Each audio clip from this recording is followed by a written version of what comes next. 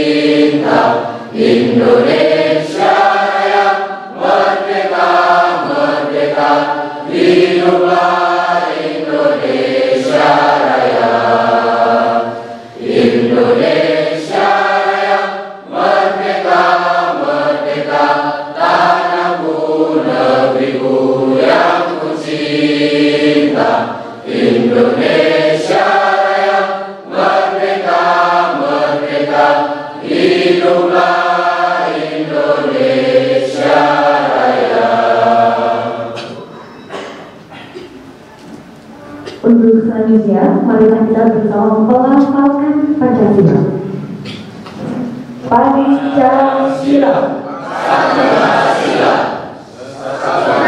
Ketuhanan yang Maha Esa, Tuhan, kemanusiaan yang adil dan beradab. 3. Persatuan Indonesia. 4. Kerakyatan yang dipimpin oleh hikmat kebijaksanaan dalam permusyawaratan perwakilan. 5. Keadilan sosial bagi seluruh rakyat Indonesia. Ini kami persilakan untuk duduk kembali.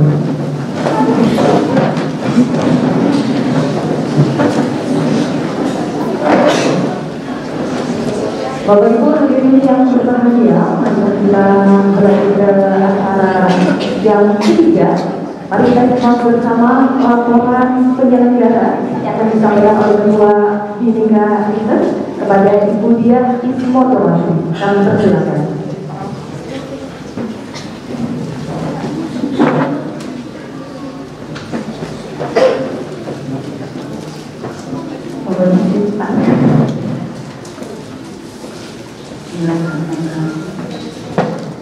Assalamualaikum warahmatullahi wabarakatuh. Salam sejahtera bagi kita semua. Shalom. Om Swastiastu. Namo Buddhaya. Salam kebajikan, rahayu, dan salam Pancasila.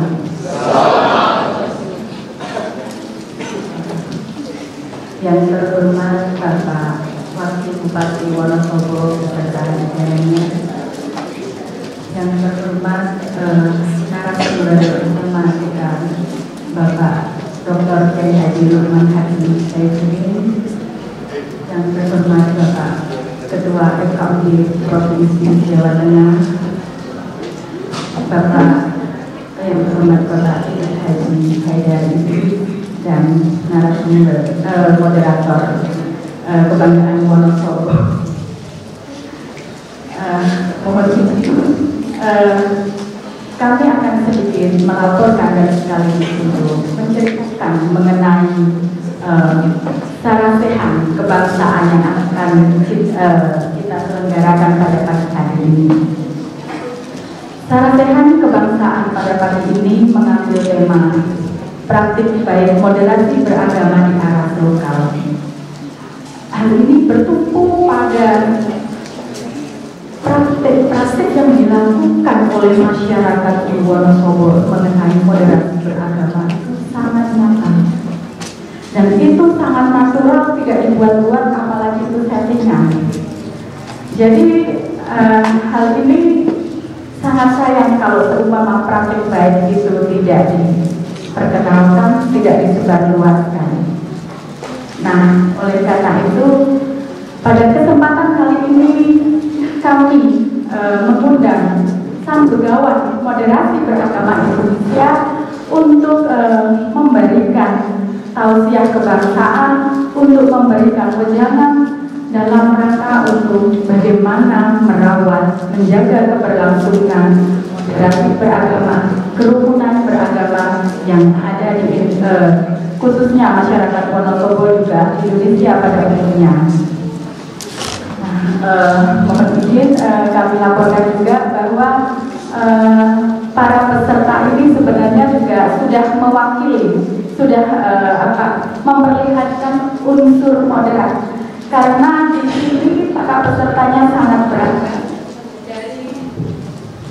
dari seluruh komunitas lintas agama. Nah, dari Islam saja di sini juga ada sangat beragam. NU Muhammadiyah, di sini juga ada Jemaat Ahmadiyah Indonesia. Kemudian Jemaat Ahmadiyah pun juga tidak hanya Jemaat Ahmadiyah Indonesia, tapi juga ada Gerakan Ahmadiyah Indonesia. Dan di sini itu sangat rukun.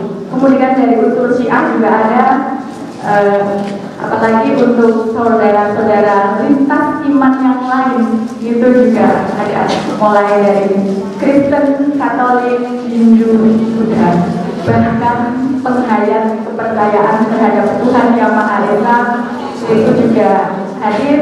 Kebetulan di sini ada Bapak Ketua MLI juga Rambo,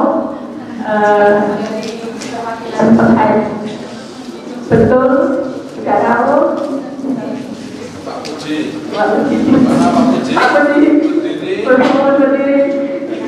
Nah, ini yang membuat apa? Saya jatuh hati dengan dusun cepet itu. Itu yang apa? Membuat nuansa Wonosobo itu benar-benar sebagai kota, kabupaten yang sangat modern karena didukung oleh, disangga oleh wilayah-wilayah desa-desa yang begitu mempraktikkan moderasi beragama. Kiranya itu saja yang bisa kami laporkan, kurang lebihnya mohon maaf. Assalamualaikum warahmatullahi wabarakatuh. Salam Pancasila.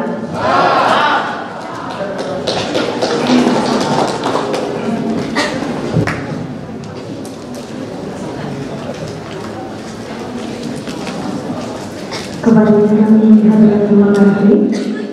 Selanjutnya Bapak Ibu yang berbahagia, mari kita simak bersama sambutan yang akan disampaikan oleh Wakil Bupati Wonosobo sekaligus membuka acara. Kepada beliau kami persilakan.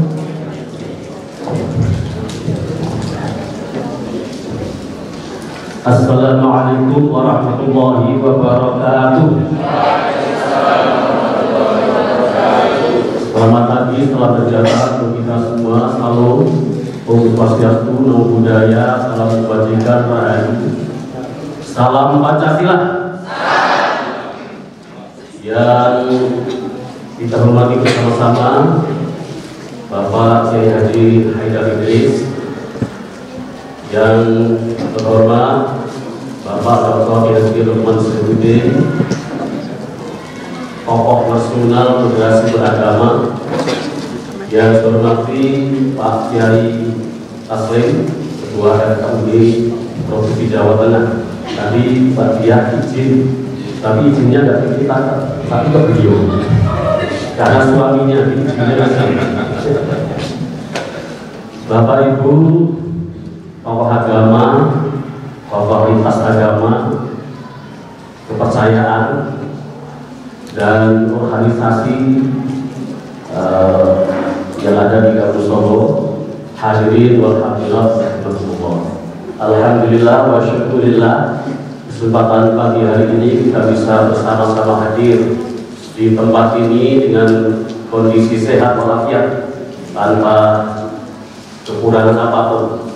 Kehadiran kita sungguh luar biasa karena kita bersama-sama ingin meneguhkan kembali bagaimana merajut, kemudian bagaimana kita bersama-sama berontak masyarakat yang secara majemuk dari berbagai apapun.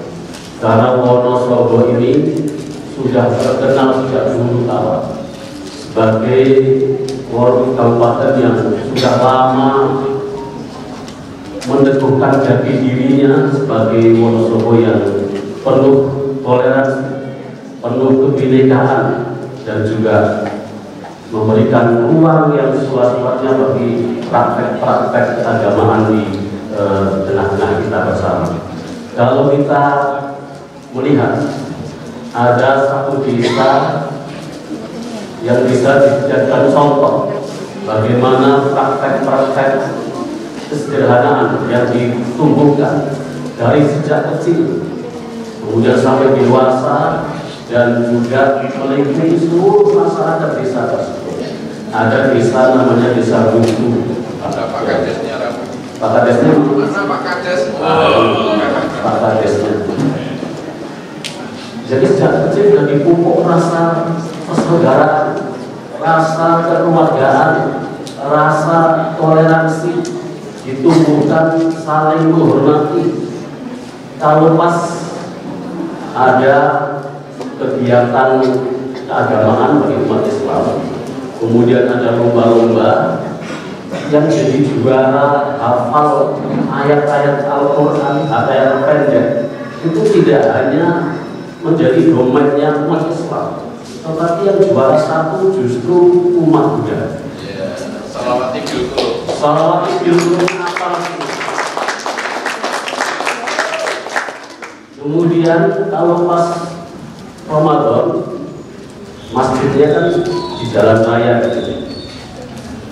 Kalau umat Islam pada tarawih, yang jaga agar ada ketenangan di situ, umat Islam melaksanakan tarawihnya khusus. Yang jaga adalah pemuda Kristiani dan agama-agama lain. Ini tentu bagi kita sangat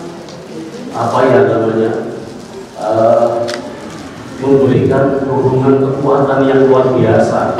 Bagaimana praktek-praktek keagamaan yang sudah dibangun selama itu menjadi salah satu contoh dan menjadi teladan bagi desa-desa di Kabupaten Wonosobo untuk bisa setidaknya memberikan ruang-ruang seperti itu kepada umat beragama lain, menghormati sesamanya dan lain sebagainya. Kemudian di Sunjianti itu di Solomonto juga bahkan sudah di launching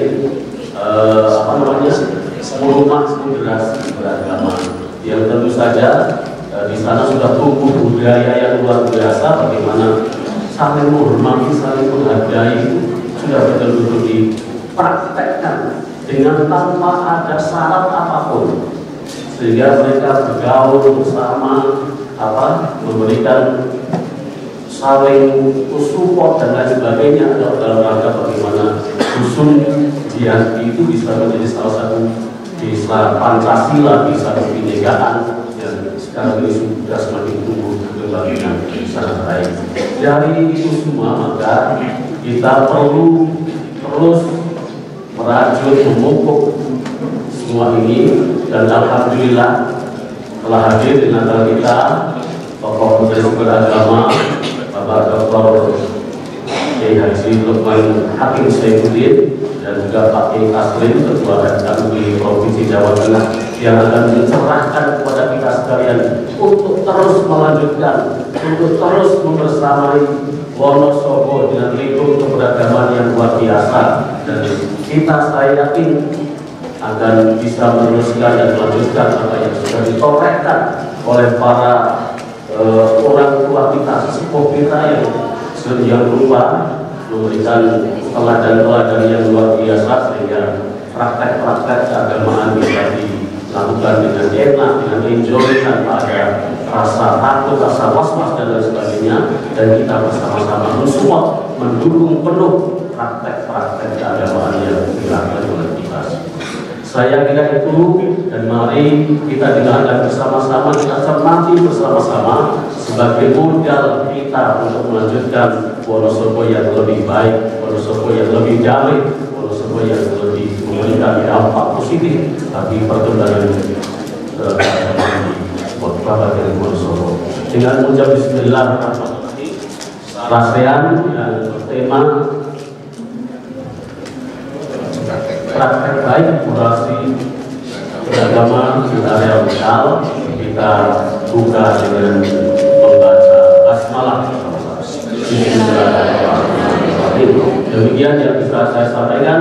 Saya akhiri Allahumma billahi. Assalamualaikum warahmatullahi wabarakatuh. Salam Pancasila. Kepada beliau kami ucapkan terima kasih.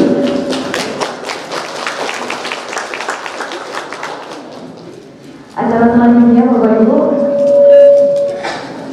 marilah kita bersama pimpinan kepala untuk berdoa bersama, dan dalam hal ini akan dipimpin oleh beliau Bapak Kiai Haji Haidar Idris. Kepada yang bersilakan.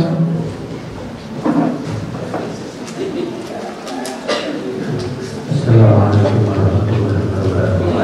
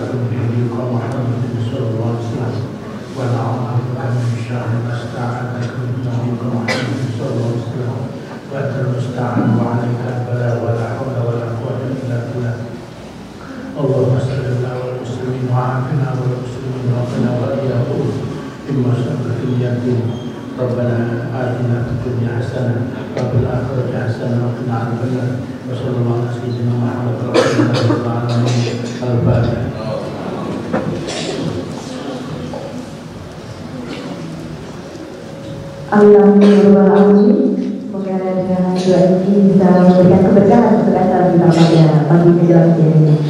Dan sekian Bapak Ibu hadirin yang berbahagia, untuk pembukaan dari acara pilihan kebangsaan praktik baik moderasi beragama di atas lokal, saya berbawa acara mengawal kebersamaan atas segala kesalahan. Saya akhiri, wassalamualaikum warahmatullahi wabarakatuh. Baik, dan untuk selanjutnya, marilah kita simak bersama acara rangkaian salam sehat kebangsaan, dan beri tepuk tangan yang meriah kepada moderator kita, Bapak Hakim Syaratun.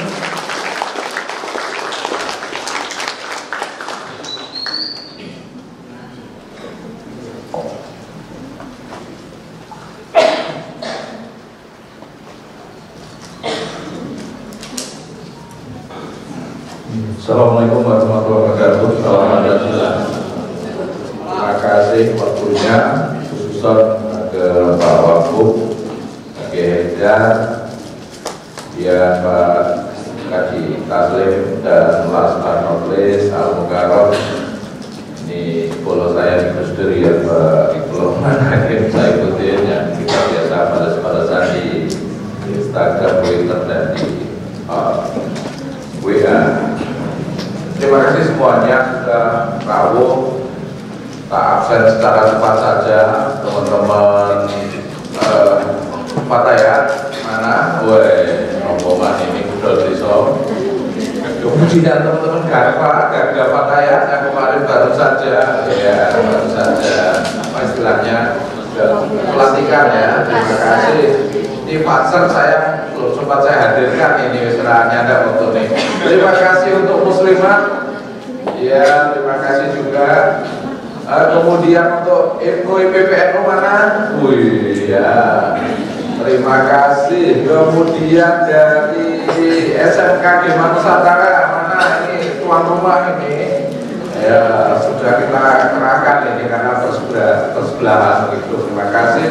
Juga dari SMA Negeri 1. Ya, yang belum lama saya ngisi di sana yang jadi satu sekolah apa itu Pak? Belum istilahnya percobaan Pancasila apa ya istilahnya?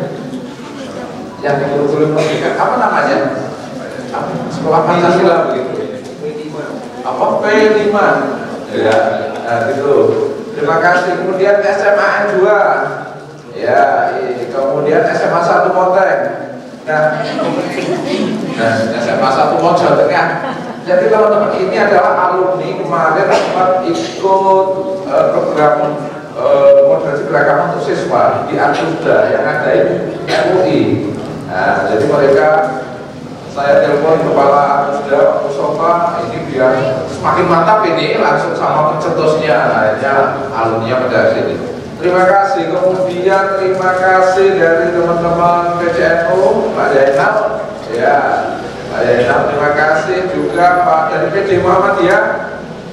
Mana ini? Ya, tadi sudah masih mau hadir.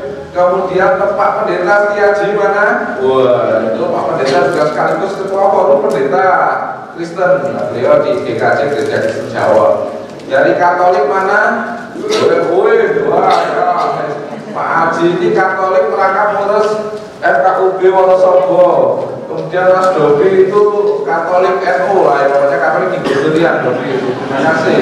Kemudian juga terima kasih dari Ketua MLKI Pendaya Pak Yoga. Nah ini terima kasih. Kemudian Pak Puji Ketua dari Hidup Betul. Ya, terima kasih. Kemudian juga terima kasih Pak Sano Kusnandar atau wakili dari Islam ABG.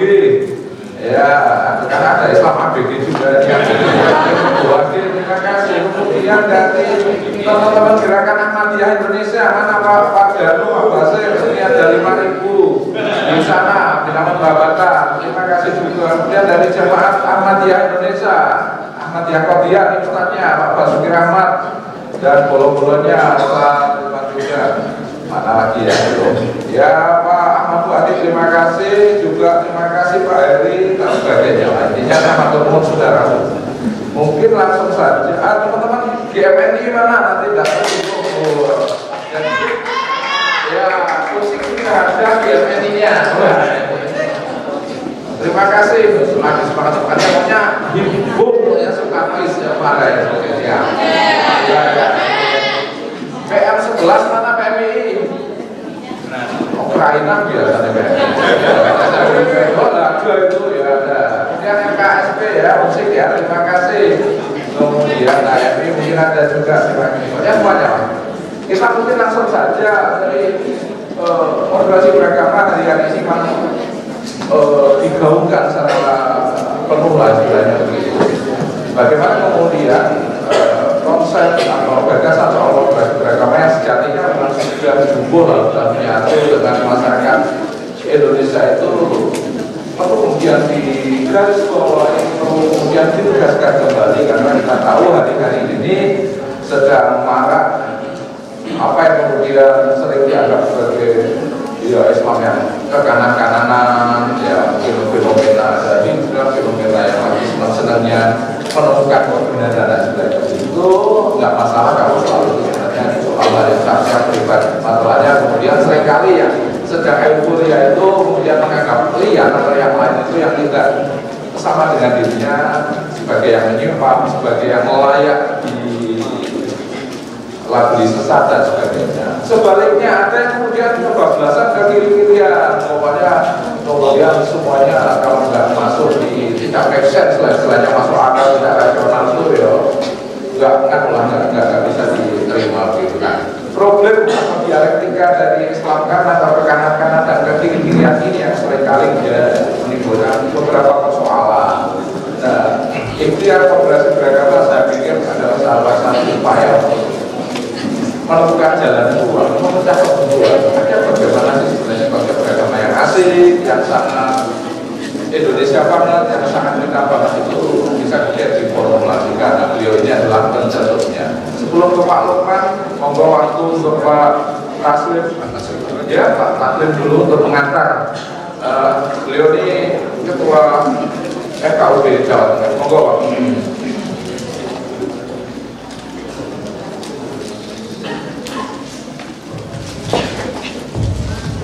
Terima kasih Saudara.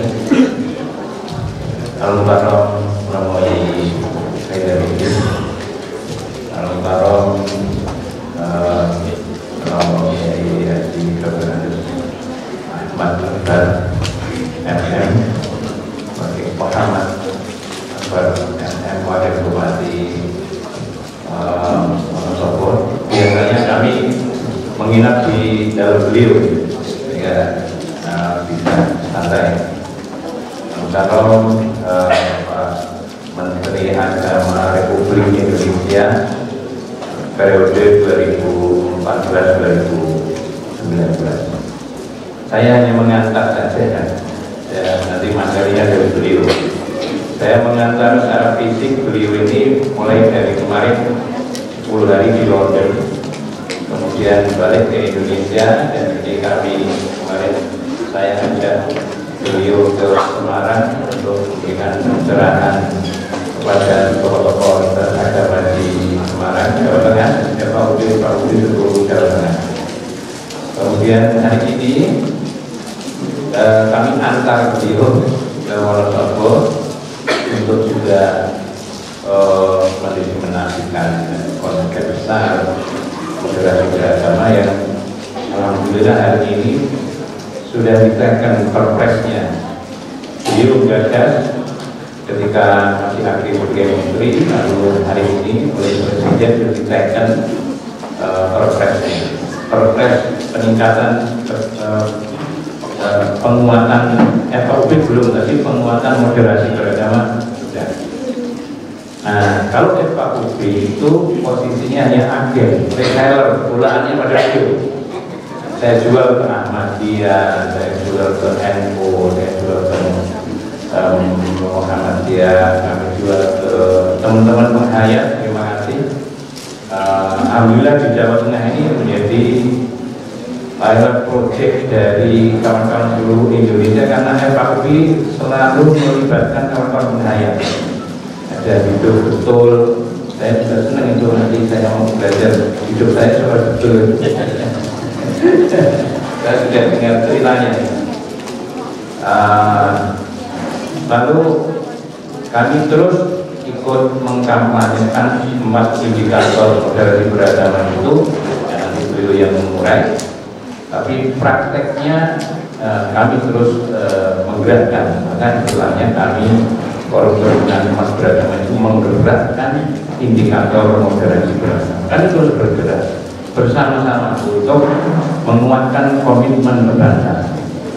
Kalau kami kebetulan yang Islam itu ya bareng-bareng, ya NU, Muhammadiyah, kemudian ada LDII, ada MTA, ada Ahmadiyah. Dulu orang tahunya Ahmadiyah itu non Muslim. Nah, ini saya harus pertegas bahwa berdasarkan investigasi dan undercover yang saya lakukan, maka saya nyatakan di sini bahwa teman-teman Ahmadiyah itu Muslim karena syahadatnya sama persis dengan syahadat yang saya bersaksi. Asyhadu an la ilaha illallah wa asyhadu anna Muhammadar Rasulullah. Kalau tidak percaya nanti dites. Kalau saya tuding sebagian orang sudah kafir, ya saya sangat tertarik. Ini saya tunjukkan cuk tadi dalam perjalanan beliau menggunakan jujur. Lalu yang kedua, kami terus menggerakkan toleransi aktif, sehingga dengan bersama-sama Pak Transport seluruh Jawa Tengah kami mendorong itu untuk saling berkunjung. Mohon maaf suatu saat karena darurat misalnya kami sedang berkunjung ke Kelenteng, itu karena masuk waktu maghrib, kami ya sholat di kelenteng masjid yang punya kelenteng sedang berdoa di sana. Kami diimami oleh Maulana Syekhullah Ahmad Faruk ini sholat maghrib karena darurat dan diperbolehkan ya Maulana. Jadi toleransi yang aktif ini terus kita gerakkan. Kami yang notabene NU, ya saya tidak isi dengan ke Ahmadiyah lumayan. Kalau di Ahmadiyah itu hospitality-nya keren, warna itu keren. Kalau tidak percaya silakan ibu-ibu fatayat bertamu ke masjidnya Ahmadiyah 3 hari full di servis. Jadi tidur di guest house-nya. Kalau di Jogja itu persis hotel, pakai lift, kamarnya bagus-bagus, 3 hari dirancung. Saya punya teknik, kalau sudah 3 hari saya pamit, besok saya datang lagi. Jadi dihitung sehari lagi loh. Ini keren Pak Ibu programnya. Lalu yang ketiga, kami terus menggerakkan bagaimana supaya kekerasan ini tidak terjadi. Kami sowan ke Romo Yai, ke Romo Pastor dan lain sebagainya. Kami sowan ke Habib Lutfi misalnya. Baru tidak sendiri. Kami ngajak yang penghayat. Tapi tidak didengar, nanti lain kali saya ajak. Kami ajak yang Katolik, kami ajak yang Kristen, kami ajak yang Hindu, yang Buddha, yang kalau NU jelas di sana Buddhanya itu, Banser ya jelas, Buddhanya Banser. Kami ajak teman-teman Ahmadiyah, kami ajak teman-teman LGI dan lain-lain. Beliau keren ketika kami mengorbankan uang itu, koyak listrik itu, saya yang dikali begitu, listrik itu dipasang di musola di masjid ya nyala, dipasang di gereja ya nyala, dipasang di kelenteng ya nyala, asal orang pedot jadi nyala. Yang keempat, akomodatif terhadap local wisdom. Tradisi lokal yang dirawat oleh kawan-kawan di daerah luar biasa. Kami juga tidak segan-segan masuk ke pelosok-pelosok, misalnya di daerah Purworejo di sana ada desa, lupa saya namanya itu. Di sana ada umat Buddha dan Islam itu seimbang, kan, Pak? Jadi populasinya hampir sama. Nah, ketika di pusat brand, itu kemasannya tidak di pusat brand, tapi punggahan. Nanti gantian ketika kawan-kawan yang Buddha itu merayakan hari-hari tertentu yang dirayakan, itu tidak memakai istilah Buddha, tetapi menggunakan istilah punggahan. Nah, jadi ada budaya-budaya lokal yang sangat kaya. Saya juga sering pamer bagi anak kecil yang bisa, yang juara sholawat, yang bisa dengan Pak Wakil tadi. Ini keren.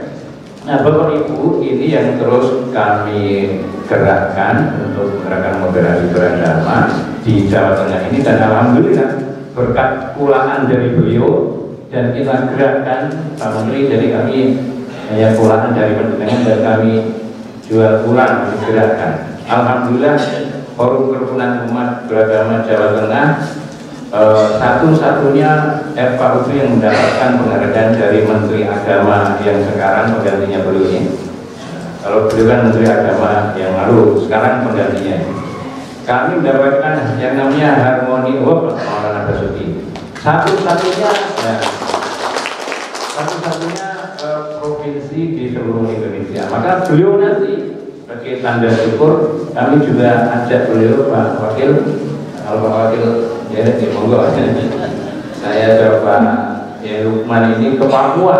Ini tadi sambil jalan kami komunikasi berkomunikasi dengan Papua untuk memberikan penguatan terhadap tokoh-tokoh agama seluruh Indonesia. Jadi asosiasi forum perhimpunan umat beragama seluruh Indonesia. Insya Allah Pak Presiden sudah mencatat moral. Dan itu terus kami kampanyekan ya bersama Gus Hadi ini juga beberapa waktu yang lalu kami di gerejanya dulu ya di gereja gerejanya Pak. Iya gereja Pak Pendeta Tiadi.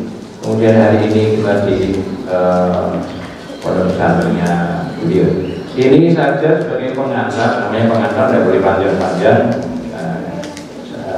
Nanti materi yang dalam akan disampaikan oleh beliau sendiri. Saya senang nyantui dengan beliau ini. Saya nyantui dari di Semarang, dia di Wonosobo, dari Masuk juga mungkin kesan beliau luar biasa dalam keragaman ini. Mari nanti kita dengarkan. Gitu Gus Hadi, saya kira kalau terlalu panjang nanti beliau bisa. Ya terima kasih Pak Taslim, Ketua FKUP Jawa Tengah, dan waktu sepenuhnya monggo untuk Pak Lukman Hakim Saifuddin memberikan pencerahan untuk kita semua tentang konsep moderasi beragama itu kayak apa sih jajannya. Kami selama ini cuma membaca media dan cuma menafsir, menerka-nerka. Nah langsung inilah A1 ini langsung dari praktiknya. Monggo waktu sepenuhnya.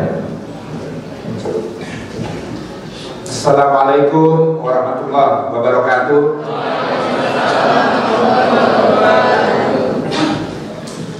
Salam sejahtera bagi kita semua. Shalom, Om Swastiastu, Namo Buddhaya, salam kebajikan, Rahayu, salam sehat selalu. Yang saya hormati Bapak Kiai Haji Haidar Idris, dan tentu para masyayikh, para alim ulama yang hadir di tengah-tengah kita pada kesempatan pagi hari ini. Yang saya hormati Bapak Wakil Bupati Wonosobo, Pak Muhammad Albar, hadir bersama kita juga Pak Kiai Taslim Syahlan, Ketua Forum Kerukunan Umat Beragama Provinsi Jawa Tengah, sahabat saya Mas Hadi, yang tetap cerah ceria dan ya tentu kepada para pemuka agama yang hadir, yang saya muliakan, hadirin sekalian yang berbahagia. Mohon maaf saya bisa begini ya. Saya kalau duduk begini yang di belakang nggak terlihat gitu. Jadi mohon izin. Ya. Yes, ini tentang moderasi beragama, praktek baik moderasi beragama di aras lokal di Wonosobo. Kalau saya bicara moderasi beragama di Wonosobo, itu seperti saya sedang menggarapi lautan ini sebenarnya, atau mengajari bebek berenang. Tempatnya kurang tepat ini Pak Taslim ini. Mestinya Wonosobo nggak perlu diadakan moderasi beragama, sudah dengan sendirinya, sudah tadi penjelasan Pak Wakil Bupati. Tapi begini, memang selalu saja ada kesalahpahaman sebagian kita dalam memahami apa itu moderasi beragama. Apa itu moderasi beragama? Kenapa harus ada moderasi beragama? Apa latar belakangnya? Apa tujuannya? Dan bagaimana mengimplementasikannya? Selalu saja ada kesalahpahaman. Jangankan sebuah konsepsi yang buatan manusia, kitab suci, firman Tuhan yang maha segala itu saja juga banyak disalahpahami, kan begitu. Nah, jadi begini, moderasi beragama bukan moderasi agama, karena kadang-kadang masih juga ada yang salah paham. Seakan-akan ini moderasi agama, bukan, tapi moderasi beragama. Jadi yang dimoderasi itu cara kita beragama. Beragama itu dua saja, memahami dan mengamalkan ajaran agama. Itu beragama, berislam, berkristen, berkatolik, berhindu, beragama, berkeyakinan. Itu dua saja, iman dan amal. Iman itu memahami sampai pada tingkat pemahaman yang cukup begitu ya, yang kuat, yang kokoh, dan dari apa yang dipahami itu ya harus diejawantahkan, harus diamalkan, harus diwujudkan. Itu beragama. Nah, jadi moderasi, bukan modernisasi. Kadang-kadang salah paham lagi ini ada. Ini kok agama kok dimodernisasi? Bukan modernisasi, moderasi. Moderasi itu menjadikan moderat. Moderat itu di tengah. Di tengah itu apa? Di tengah itu di antara dua kutubnya yang ekstrim. Apa yang dimaksud ekstrim? Ekstrim itu berlebih-lebihan, melampaui batas. Hulu dalam bahasa Arabnya, berlebih-lebihan atau melampaui batas. Karena dia berlebih-lebihan, maka dia melampaui batas. Yang melampaui batas inilah yang ingin dibawa ke tengah, dimoderasi, menjadi wasat, wasatiyah. Wasat itu diserap ke dalam bahasa Indonesia menjadi wasit. Sering dengarkan istilah wasit. Wasit itu yang di tengah di antara kedua belah pihak, kan gitu. Yang prinsipnya adil dan berimbang.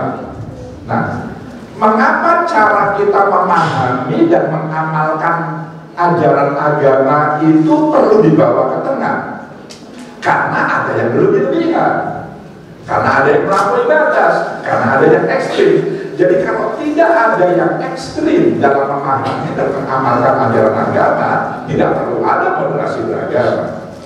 Moderasi beragama hadir dalam rangka untuk menyikapi adanya sebagian saudara-saudara kita yang dalam beragama, yang dalam memahami ajaran-ajaran agama, yang dalam mengamalkan ajaran-ajaran agama, itu ada yang berlebih-lebihan, melampaui batas. Pertanyaannya berikutnya adalah, apa sih yang dimaksud berlebih-lebihan itu? Yang melampaui batas itu bagaimana penjelasannya? Begini, sumber rujukan utama setiap penganut agama itu apa? Kitab suci. Semua penganut agama, apapun agamanya, selalu ketika dia ingin memahami ajaran agamanya, pasti merujuk kepada sumber rujukan utama. Apa itu kitab suci? Kitab suci itu bentuknya teks. Ingat ya, kitab suci itu bentuknya tulisan, teks. Satu, umat beragama tidak hanya bertumpu kepada kitab sucinya saja ketika dia ingin memahami ajaran agama, ketika dia ingin mengamalkan ajaran agama. Dia juga merujuk kepada perkataan, ucapan, tindakan, perbuatan, ketetapan dari orang-orang suci. Setiap agama kan punya orang-orang yang disucikan oleh agamanya. Di Islam ada Rasul, di Katolik ada Santo, ada beberapa Santo ya, Bante, Biku, pokoknya orang-orang yang disucikan, yang karenanya perkataannya, ucapannya, tindakannya, taklirnya, ketetapannya itu juga menjadi rujukan bagi kita ketika kita ingin memahami dan ketika kita ingin mengamalkan ajaran agama. Dan itu juga bentuknya teks, karena mereka sudah lama tidak lagi semasa dengan kita, tidak lagi hidup sezaman dengan kita. Umat beragama tidak hanya merujuk kitab suci, tidak hanya merujuk perkataan, ucapan, tindakan, perbuatan, ketetapan orang-orang suci. Mereka, para penganut agama itu juga merujuk kepada pendapat-pendapat, pandangan-pandangan dari orang-orang yang dinilai memiliki ilmu pengetahuan, wawasan, pengalaman yang sangat mendalam dan sangat luas terkait dengan agama. Para ulama-ulama, para tokoh-tokoh agama, para pendeta pastor yang melahirkan masterpiece, kitab-kitab Al-Kutubul Mu'tabar, kitab-kitab yang juga menjadi rujukan, dan itu juga bentuknya teks. Walhasil, setiap kita penganut agama ketika ingin beragama pasti berhubungan dengan teks. Disinilah awal mula munculnya ekstremitas, yaitu memahami teks-teks itu secara berlebih-lebihan, secara melampaui batas, dan lalu kemudian mengamalkan. Karena pahamnya berlebih-lebihan, maka amalannya pun juga berlebih-lebihan, yang dikenal dengan ekstrim itu. Apa? Dua kemungkinannya, ada dua kutub ekstrim. Pertama, ketika menyikapi teks itu, apakah firman Tuhan dalam kitab suci, apakah kalau di Islam itu hadis-hadis, perkataan para orang-orang suci itu, atau pendapat para ulama, para pemuka agama yang juga melahirkan kitab-kitab, buku-buku rujukan, itu terlalu bertumpu kepada teks semata dan mengabaikan konteks. Konteks itu apa ya Mas Hadi ya? Konteks kan begini, agama, firman Tuhan itu tidak pernah turun di ruang hampa. Firman Tuhan itu selalu turun pada sebuah komunitas, pada sebuah kumpulan masyarakat, orang-orang. Kan agama nggak pernah turun di tengah hutan belantara yang nggak ada manusianya. Di tengah hutan belantara yang nggak ada manusianya, ya nggak ada agama di sana, nggak ada manusia. Agama, firman Tuhan, hadis-hadis Rasul, pendapat-pendapat para orang-orang suci, pandangan-pandangan, pendapat fatwa-fatwa ulama itu selalu dalam rangka merespon, menanggapi situasi kondisi masyarakat pada saat itu. Itu yang disebut konteks, situasi kondisi yang melatar belakangi munculnya teks-teks keagamaan itu. Di kalangan umat Islam ada istilah asbabun nuzul, sebab-sebab turunnya firman Tuhan, asbabul wurud, sebab-sebab turunnya hadis-hadis Rasul. Itu disebut konteks. Maka ketika ada yang memahami teks-teks itu tanpa melihat konteksnya, orang bisa berlebihan, bisa melampaui batas, bisa menjadi ekstrim. Contohnya apa? Saya mohon maaf bagi yang non-muslim, saya merujuk kepada Al-Quran. Misalnya ada firman Allah yang mengatakan apa ya? Waman lam yahkum, waman lam yahkum bima anzalallah faulaika humul kafirun. Barang siapa yang tidak berhukum dengan hukum-hukum yang turun langsung dari Allah, dari Tuhan, maka mereka adalah orang-orang yang ingkar, yang kufur, yang kafir. Maksudnya, kalau mau berhukum dalam menyelesaikan persoalan antar kita di masyarakat, maka berhukumlah hanya dengan hukum-hukum yang turun langsung dari Allah. Kalau tidak, kita orang kafir semua, kita dianggap kita adalah orang. Itu jelas teksnya mengatakan begitu. Firman Allah tegas, eksplisit menyatakan begitu. Maka tanpa melihat konteks, tanpa melihat asbabun nuzul, sebab-sebab turunnya ayat itu, kondisi Rasul pada saat itu, bagaimana masyarakatnya ketika itu, apa latar belakangnya, dan seterusnya, tanpa melihat itu semua, lalu kemudian disimpulkan, oh, kalau begitu Pancasila itu bukan buatan Tuhan, nggak boleh itu dijadikan sumber hukum. Undang-undang dasar itu buatan manusia, undang-undang, PP, Perpres, Perda, apalagi peraturan RKUB Jawa Tengah. Ini nggak perlu ditaati, ini kita nggak boleh berhukum dengan hukum-hukum yang dibuat oleh manusia. Karena kita hanya boleh berhukum dengan hukum-hukum yang turun langsung dari Allah. Maka tidak hanya tidak boleh ditaati, itu harus dimusnahkan itu. Pancasila harus dimusnahkan, undang-undang dasar itu, semua peraturan buatan manusia itu. Nah, ini cara menyikapi teks yang berlebih-lebihan, yang melampaui batas pada itu. yang lalu kemudian bisa menjadi ekstrim karena tidak melihat konteks. Nah, ini satu kutub ekstrim.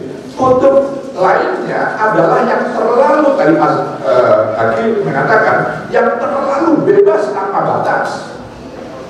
Ketika menyikapi teks-teks itu, gitu, terlalu mendewakan akal, nalar, pikiran manusia ketika menyikapi teks-teks itu, yang lalu kemudian tercerabut dari teksnya itu sendiri. Nah, ini juga sama berlebih-lebihannya. Nah, jadi moderasi tengah itu di antara dua kutubnya yang ekstrim. Baina torfai, torf itu pojok, torf itu sudut. Karena terlalu di sudut, terlalu di pinggir, dia tergelincir. Dia melampaui batas, sehingga lalu kemudian perlu dibawa ke tengah lagi. Nah, itu pengertian moderasi. Jadi yang dimoderasi itu beragamanya, bukan agamanya. Maka istilah yang benar adalah moderasi berislam, bukan moderasi Islam. Islam tidak perlu dimoderasi. Islam pasti benarnya. Wong dia datang dari yang maha benar, yang maha sempurna. Yang dimoderasi adalah berislamnya. Moderasi berkristen, bukan moderasi Kristen. Moderasi berhindu, berbuddha, berkonghucu dan seterusnya dan seterusnya. Nah, itu istilah moderasi beragama. Pertanyaannya berikutnya adalah, lalu apa yang menjadi penanda, faktor pembeda sebuah paham keagamaan, sebuah amalan keagamaan itu dikatakan moderat atau dikatakan ekstrim? Itu bedanya apa? Tandanya apa? Begini, ajaran agama itu, ajaran agama secara sederhana itu bisa dipilah ke dalam dua klasifikasi, dua kategori, dua bagian, dua kelompok. Pertama, ajaran-ajarannya yang universal, yang inti, yang pokok, yang usuli. Nah, bahasa santri ini usuliyah, kulliyah. Ajaran-ajarannya yang universal. Di mana ajaran-ajaran agama yang universal ini, dia akan diyakini sebagai sebuah kebenaran, sebagai suatu kebenaran oleh siapapun juga, oleh semua manusia di dunia tanpa terkecuali. Apapun latar belakang manusia itu, apapun rasnya, etnisnya, suku bangsanya, apalagi jenis kelaminnya, warna kulitnya, agama yang dianutnya. Bahkan orang tidak beragama sekalipun, misalnya orang tidak beragama, apakah dia ateis atau agnostik atau apapun, ketika dia menghadapi ajaran-ajaran agama yang universal, yang inti, yang pokok, yang usuli, dia akan meyakini itu ajaran kebenaran, tidak ada keraguan sama sekali. Apa itu? Banyak di sini. Memanusiakan manusia, itu pesan kuat agama. Agama hadir untuk memanusiakan manusia, menegakkan keadilan, persamaan di depan hukum. Itu inti pokok ajaran agama. Menebarkan kasih sayang, saling menolong, jangan menipu, jangan berbohong, jangan saling membunuh, jangan mencuri dan seterusnya. Itu inti pokok. Bangun kerukunan, wujudkan perdamaian, lestarikan lingkungan, itu inti pokok ajaran agama itu. Banyak sekali di sini. Nah, tapi tidak semua ajaran agama itu adalah universal. Ada juga ajaran-ajaran agama yang partikular. Jadi kalau di sini universal, di sini partikular. Kalau di sini inti, pokok, di sini cabang. Kalau di sini usuliyah, di sini furu'iyah. Kalau di sini kulliyah, di sini juz'iyah.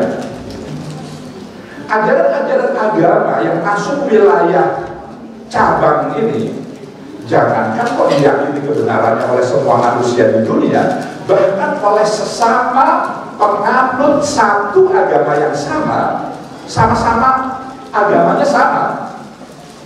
belum tentu meyakini apakah ajaran-ajaran yang masuk wilayah ini itu benar atau tidak. Yang benar yang mana? Bisa berbeda-beda. Sesama muslim, sama-sama muslim, sama-sama Islam, dalam hal memahami ajaran agama kunut di sholat subuh, itu yang benar yang mana? Subuhan yang pakai kunut atau yang nggak pakai kunut? Itu meskipun sama-sama muslim, itu berbeda. Nanti umat Kristiani, liturgi dalam gereja itu yang benar yang mana? Yang pakai nyanyi-nyanyi atau nggak boleh pakai nyanyi-nyanyi? Nanti yang pakai nyanyi-nyanyi beda lagi tuh. Nyanyian-nyanyian, kidung-kidung rohani yang mengekspresikan kegembiraan, sukacita, atau justru yang harus menunjukkan sukacita, kesedihan, itu beda-beda lagi. Di semua agama, sembahyang di pura, sembahyang di wihara, di kelenteng, itu yang benar yang pakai dupa atau yang nggak pakai dupa, macam-macam. Nah itu wilayah di sini. Bagi seorang muslim itu yang benar yang mana? Yang pelihara jenggot atau yang nggak perlu pakai jenggot? Kalau pakai celana panjang itu harus menutup mata kaki atau harus tingklang? Itu wilayah di sini nih. Nah, terhadap pertanyaan kali ini begini, menghadapi ajaran-ajaran agama yang furu'iyah, yang cabang, yang partikular, yang wilayah di sini, toleransi saja, saling hargai, saling hormati keragaman faham di wilayah ini. Jangan ada kehendak untuk menyeragamkan wilayah ini, tidak akan mungkin bisa, karena ini juga kehendak Tuhan. Begini, kenapa keragaman di sini muncul? Karena manusia itu serba terbatas.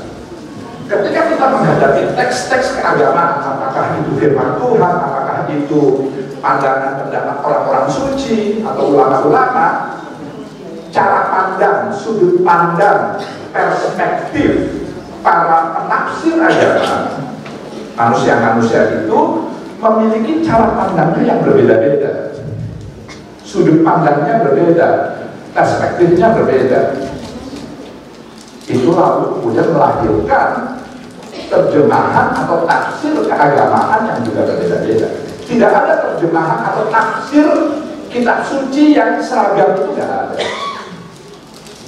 Tafsir kitab sucinya memang satu, tidak ada kitab suci yang maksud saya di setiap agama ya. Setiap agama pasti hanya punya satu kitab suci. Tapi dari satu kitab suci di satu agama pasti melahirkan terjemahan dan tafsir yang beragam-agam. Mengapa? Karena manusianya punya perspektif yang tidak sama. Belum lagi nanti wawasan ilmu pengetahuan, pengalaman di antara para mufassir, di antara para penafsir yang juga tidak sama wawasan ilmu pengetahuannya, pengalamannya, sehingga pemahaman dan penafsirannya pun juga tidak sama. Belum lagi nanti budaya yang melingkupinya. Masyarakat pedalaman dengan masyarakat pesisir itu budayanya nggak sama, sehingga cara merespon fenomena yang ada lalu dalam rangka menafsirkan tadi itu juga nggak sama. Dan yang seringkali dilupakan oleh sebagian kita adalah bahwa pada diri teks-teks keagamaan itu sendiri memang multitafsir. Ayat-ayat suci firman Tuhan itu kan tingkat kesusastraannya itu kan tinggi sekali. Itu kan bukan bahasa sehari-hari manusia. Uslub itu apa ya? Kalimat-kalimat firman Tuhan itu kan kaya dengan metafora, bahasa-bahasa kiasan, yang lalu kemudian multitafsir. Jadi andai pun perspektif manusia itu sama, wawasan ilmu pengetahuannya sama, budayanya sama, dalam menyikapi teks-teks itu tetap saja akan muncul keragaman paham dan tafsir keagamaan. Mengapa? Karena pada diri teks-teks itu sendiri memang multitafsir. Kitab suci apapun, Al-Quran, Injil, Perjanjian Lama, Perjanjian Baru, itu kan bahasa Ibrani, bahasa Pali atau bahasa Sanskerta, bahasa apa? Itu multitafsir. Nah, itu yang menyebabkan keragaman di situ. Jadi ajaran-ajaran agama wilayah partikular itu lahir, muncul karena tadi fenomena tadi itu. Tidak hanya karena keterbatasan manusia dalam memahami sumber rujukan utama ketika dia beragama, ketika dia memahami dan mengamalkan agama, tapi memang kehendak Tuhan itu sendiri. Firman-Nya itu memang berada. Contohnya begini, supaya ini untuk yang muda-muda. Maksudnya multitafsir itu begini. Dalam Al-Quran itu ada firman Allah yang mengatakan Yadullah fawqa aydihim. Yadullah fawqa, yad itu bahasa Arab artinya tangan. Terjemahannya begini, tangan Tuhan itu, tangan Allah itu di atas tangan-tangan mereka semua. Itu terjemahan harfiah dari firman ayat suci itu. Yadullah, yad itu kan bahasa Arabnya. Tapi masa Allah punya tangan sih? Nggak boleh. Ini mengurangi kesucian Allah. Allah itu maha suci. Dia laisa kami sehingga dia nggak boleh diserupai, menyerupai saja nggak boleh, apalagi disamakan. Itu mengurangi kesucian Tuhan. Jadi nggak boleh ada terjemahan, ada tafsir tangan Tuhan. Itu harus dihindari. Masa Allah sama dengan manusia, sama dengan binatang yang punya tangan? Nggak boleh. Loh, tapi Allah sendiri menggunakan kosakata diksi yad. Yad itu ya tangan bahasa Arabnya. Bukan telinga, bukan hidung, bukan kaki, bukan. Yad itu ya bahasa Arab yang artinya tangan. Allah sendiri mengatakan tangan. Tapi gimana masa Allah punya tangan? Nah, disitulah lalu kemudian mulai muncul terjemahan dan tafsir yang berbeda. Bagi yang ingin mensucikan Tuhan, mereka tidak menggunakan terjemahan tangan. Lalu ya Allah itu diterjemahkan, ditafsirkan kekuasaan Tuhan, kewenangan Tuhan, wilayah Tuhan, macam-macam itu. Nah, yang begini-begini ini banyak sekali. Yang begini-begini ini banyak sekali. Nah, jadi itu kembali kepada pertanyaan tadi, apa yang menjadi faktor pembeda sebuah paham amalan itu berlebih-lebihan atau maksudnya ekstrim atau moderat? Kembali kepada inti pokok ajaran agama yang universal tadi itu, yang usuli, yang inti, yang pokok. Apakah faham dan amalan keagamaan itu mengingkari, menyimpangi inti pokok ajaran agama atau tidak? Kalau itu disimpangi, kalau itu diingkari, berlebih-lebihan dia, melampaui batas dia. Jadi ukurannya adalah apakah ajaran agama yang inti, yang pokok, yang usuli, yang universal itu disimpangi atau tidak, diingkari atau tidak. Nah, karena ini adalah ajaran yang sama sekali tidak ada excuse. Excuse itu apa artinya? Excuse itu pengecualian. Tidak ada alasan pembenar apapun bagi setiap kita untuk boleh mengingkari inti pokok ajaran agama, apapun alasannya. Gak ada pengecualian. Misalnya persamaan di depan hukum, inti pokok ajaran agama. Persamaan di depan hukum, semua agama mengajarkan hal yang sama. Maka atas nama agama, dia kan beda iman dengan saya, dia kan beda mazhab, beda sekte dengan saya, beda denominasi, beda sinode, beda majelis taklim dengan saya, beda ormas dengan saya. Artinya kan beda amaliyah budiahnya nggak sama dengan saya. Apa ya, ritual keagamaannya itu nggak sama. Sudahlah, nggak usah dipenuhi lah hak dia, abaikan aja lah haknya, singkirkan mau dia beda. Itu mengingkari isi pokok ajaran agama. Nah, fenomena yang kita hadapi tadi Mas Haki sudah sedikit menyinggung. Kenapa moderasi beragama ini perlu? Karena belakangan ini, tahun akhir terakhir ini, kita merasakan mendapatkan fenomena di mana umat beragama, apapun agamanya, itu justru mengingkari inti pokok ajaran agamanya. Itu yang dikenal menjadi ekstrim. Di mimbar-mimbar agama, bahkan di rumah-rumah ibadah, atas nama agama, orang mencaci maki orang lain. Mencaci maki itu, apapun alasannya, itu sama sekali tidak memanusiakan manusia. Memanusiakan manusia itu artinya melindungi, menjaga harkat, derajat, martabat kemanusiaan. Itu pesan utama agama, inti pokok ajaran agama. Siapapun manusia itu, apapun agamanya, apapun rasnya, etnisnya, latar belakangnya, sukunya, bahkan ini ajaran agamanya terhadap orang, mohon maaf, orang gila sekalipun, orang yang hilang ingatan sekalipun, agama memesankan manusia kalian. Sampai sebegitunya agama menjaga harkat, derajat, martabat kemanusiaan. Maka ketika kita mencela, mencaci maki, menebarkan ujaran-ujaran kebencian, menebarkan fitnah di mimbar-mimbar agama, di rumah-rumah ibadah, atas nama agama sekalipun, ini sudah mengingkari pesan utama dari agama. Itu sudah berlebih-lebihan, itu sudah melampaui ke atas cara beragama seperti ini. Nah, ini yang ingin diajak ke tengah, dimoderasi, bukan malah dikafir-kafirkan, bukan malah dikucilkan, dieksklud, dieksklud itu dipinggirkan, sudah dicampakkan. Itu bukan watak agama. Watak agama itu mengayomi, merangkul, karena memanusiakan.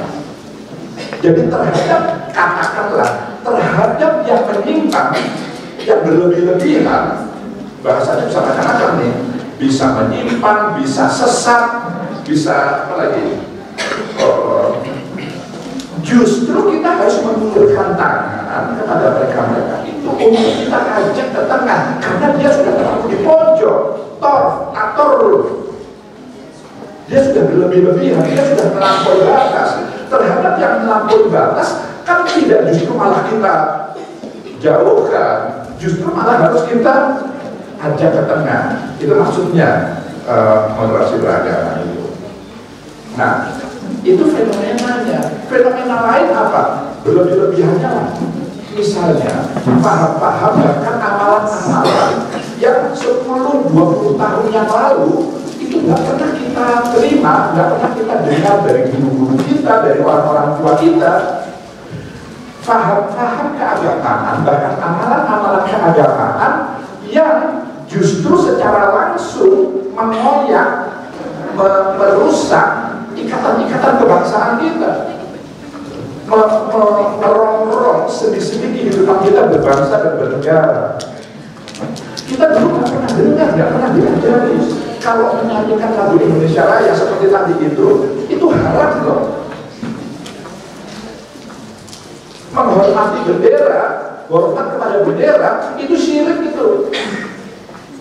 Karena taat itu hanya kepada Tuhan. Kepada selain Tuhan nggak boleh ditaati. Bahkan taat kepada orang tua kita sendiri yang kita taati itu disalah-salahkan. Karena dianggap menduakan Tuhan. Karena taat itu hanya kepada Tuhan. Jadi menyanyikan lagu Indonesia haram, menghormat bendera itu penyekutuan Tuhan, Pancasila itu ditogut-togutkan. Apa togut itu? Togut itu sesuatu yang ya pokoknya mengandung anasir-anasir jahat lah, anasir-anasir buruk yang harus disingkirkan, yang harus dimusnahkan. Padahal Pancasila itu justru yang menyatukan kita di tengah-tengah kemajemukan, di tengah-tengah keragaman. Nah, ini sekarang berkembang di tengah-tengah kita, gitu. Paham dan amalan keagamaan yang berlebih-lebihan. Memang kalau melihat Wonosobo tidak ada masalah ini, tapi kan Nusantara ini kan luas, tidak hanya Wonosobo Nusantara ini. Di beberapa spot-spot melihat Nusantara secara keseluruhan memang toleransi, moderasi itu masih, katakanlah kita bersyukur masih baik. Tapi kalau kita pakai skop ya, pakai teropong yang pada spot-spot tertentu, titik-titik tertentu, ada daerah-daerah, ada praktek-praktek intoleransi yang masih terjadi. Karena tadi itu terlalu tekstualis dalam memahami ajaran agama atau terlalu bebas tanpa batas. Yang ini juga sama-sama ekstrem, yang karenanya ini perlu dimoderasi.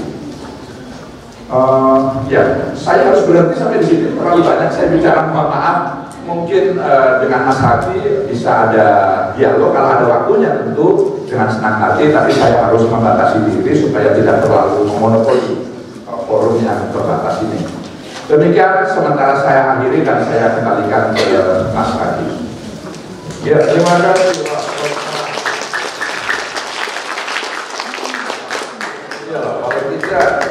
Kita semua yang di sini sudah mulai agak banyak lah dapat pencerahan. Oh begitu loh. Nantinya ya seperti yang disampaikan Pak Lokman. Kalau udah ada kalah ini, begini selama Nusantara lagi ngapa main dan sebagainya. Sehingga ya kita juga agak ketemu langsung sama pabriknya sebenarnya ya kita mohon maaf mungkin salah menafsirkan. Nah, sekarang langsung saya buka interven pertama, Pro 5, SBN Farm, mungkin Pak Lukman. 1, 2, 3, 4, 5, 6, 7, 8, 9, ya 10, SBN Farm. Ya, di sini Mbak sambil dikenalkan, di sini. Untuk mahasiswa, pertanyaannya jelas, jelas.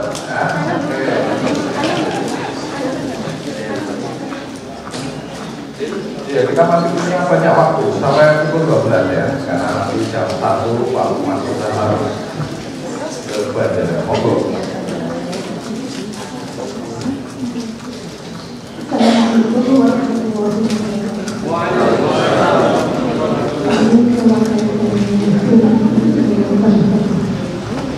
Setelah asal tadi disampaikan bahwa moderasi beragama ini merupakan usaha kreatif untuk mengembangkan suatu sikap keberagaman di tengah berbagai desakan atau konflik. Yang ingin kami tanyakan adalah sikap beragama yang bagaimanakah dalam dinamika berbangsa dan beragama sebagai sumber nilai-nilai yang merawat kebinekaan penuh. Karena mungkin eksklusivisme, kemudian radikalisme, ini sentimen agama ini cenderung pada agama yang terkristalisi. Ini bagaimana sikap seorang muslim? Terima kasih. Assalamualaikum warahmatullahi wabarakatuh. Ya, bagaimana muslimah yang sudah mempraktikkan moderasi di daerah-daerah. Itu dengan dulu Pak Made atau sebenarnya. Assalamualaikum warahmatullahi wabarakatuh. Saya Serti Setiawan dari Jemaah Ahmadiyah Semarang. Menarik tadi Pak Menteri mengatakan bahwa kita dalam kondisi yang tidak baik-baik saja dikala kita menghormati bendera negara haram. Yang saya tanyakan begini Pak Menteri, jadi Menteri sehat saat ini apakah regulasi yang harus dilaksanakan pemerintah atau rumusannya sudah ada atau belum? Kemungkinan apakah Pak waktu Bapak menjabat itu regulasi untuk mengawal itu tanggung jawab Kementerian Agama itu sejauh mana terhadap aliran-aliran yang intoleran sehingga orang-orang yang tadinya harus ditarik ke dalam malah tadi disodorkan ke tanah laut karena sehingga mereka tidak tertangani dengan baik, sehingga kita itu butuh regulasi. Kalau para hadirin ini mendengarkan Bapak itu saya pikir clear waktu kita setuju, tapi butuh regulasi yang tidak tersampaikan oleh mata telinga rakyat Indonesia. Itulah yang saya tanyakan. Assalamualaikum warahmatullahi wabarakatuh. Waalaikumsalam. Terima kasih dari CAI.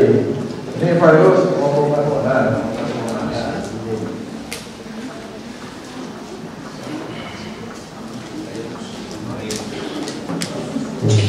Selamat siang semuanya. Terima kasih kepada narasumber kita dari Lukman dan sebagai Kasim atas materinya. Di sini saya Fairuz dari Kusturian Wonosobo ingin bertanya, mengajukan dua pertanyaan. Yang pertama kaitannya dengan kebebasan beragama. Agama sendiri tidak berdiri dalam satu agama, tetapi juga dipengaruhi atau diintervensi dengan berbagai aspek lainnya, baik dari ekonomi, politik, dan sebagainya. Termasuk dalam negara sendiri, terdapat negara yang memilih untuk sekuler, memisahkan antara negara dengan agama, dan ada negara yang juga menyatukan aturan agama itu menjadi aturan bernegara. Dan di sini saya ingin menanyakan kaitannya dengan itu, Indonesia dalam perubahannya mengalami arus demokrasi dan reformasi juga seiring dengan itu memiliki prinsip untuk freedom of equality atau persamaan dalam kebebasan. Nah, apakah itu dalam kebebasan itu bisa mempengaruhi dalam kebebasan beragamanya dalam artian perkembangan negara itu juga menjadikan manusia-manusianya ini juga semakin bebas, dan kemudian kalau yang saya diskusi dengan Mas Nadir juga itu dapat cross the limit atau dapat melampaui batas. Nah, itu pertanyaan yang pertama. Yang kedua kaitannya dengan neoliberalisme atau sebuah gerakan maksudnya pengaruh-pengaruh ekonomi, dan di sini juga menyinggung di kelompok-kelompok agama. Kita mengenal sendiri beberapa waktu yang lalu ada kasus yang sangat viral di Indonesia kaitannya dengan pondok pesantren Al Zaitun. Di situ mampu untuk mendeklarasikan bagaimana praktik-praktik salah dalam artian dimaknai dalam yang tidak sesuai dengan cara beragama Islam secara mayoritas, karena mereka merasa memiliki sumber daya ekonomi yang kuat, juga mereka memiliki pengaruh yang luar biasa sehingga mampu untuk melakukan itu. Apakah gerakan-gerakan ekstrim seperti ini juga akan menjadi landasan bagaimana saat ini agama itu tidak mampu berdiri sendiri, namun juga harus diiringi dengan kekayaan-kekayaan ekonomi dan kekayaan-kekayaan dalam kekuasaan. Dan mungkin secara sederhana kita bisa menyimpulkan ketika Yun Sewu ini Menteri Agama kita bukan Pak Lukman Hakim atau yang sekarang bukan Gus Yakut atau mungkin dari kalangan ekstrim, bisa jadi diskusi-diskusi moderasi agama seperti ini juga dilarang. Jadi praktek-praktek beragamaan yang juga dilarang. Seperti itu kaitannya itu bagaimana kepentingannya atau pentingnya kekuasaan dan aspek-aspek lain dalam beragama. Terima kasih. Wassalamualaikum warahmatullahi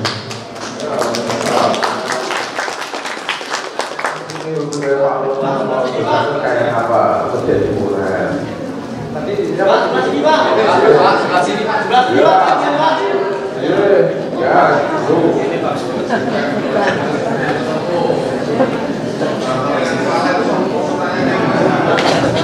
Bismillahirrahmanirrahim. Assalamualaikum warahmatullahi wabarakatuh. Perkenalkan, nama saya Syafiyat Muslim dari Universitas Sains Al-Quran. Baiklah, langsung saja kita. Bagaimana cara kita menerapkan moderasi Islam itu khususnya di kampus yang nasional? nasional.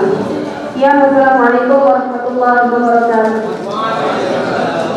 Saya tidak bisa menangkap itu tadi pertanyaannya saya tidak bisa menangkap. Oh, ya, bisa diulang. Bagaimana menerapkan moderasi beragama di kampus nasional ya? Oh, ya. Ya, yang di kampus umum lah istilahnya begitu ya. Assalamualaikum warahmatullahi wabarakatuh. Perkenalkan, nama saya Raihan Wardiyati dari Universitas Sains Al-Quran. Izin bertanya, apakah kalau seperti moderasi beragama seperti ini sama saja mencampur adukan antara agama satu dengan agama lain? Contoh seperti agama Kristen dengan agama Islam ataupun sebagainya. Syukran. Assalamualaikum warahmatullahi wabarakatuh.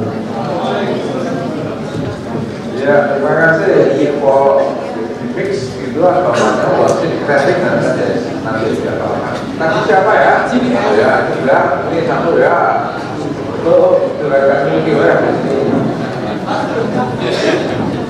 Assalamualaikum warahmatullahi wabarakatuh. Perkenalkan, nama saya adalah Santamadani dari Universitas Al-Quran Jawa Tengah di Wonosobo. Pertanyaan saya, bagaimana cara kita sebagai pemuda dan mahasiswa dalam bersikap atau berperan dalam praktik moderasi dalam beragama di era sekarang di lingkungan masyarakat, di lingkungan kampus dan di lingkungan bernegara. Terima kasih. Ya, ini bagaimana nih sebagai mahasiswa apa istilahnya mempraktekkan moderasi beragama di lingkungan kampus, ya, di masyarakat dan sebagainya. Nanti soalnya punya kan ingatkan kok tak dulu ya Pak, cuma ngerti opus ya siap. Ini dulu ini ketua Ijabi atau Syiah, ini medeni sih ya.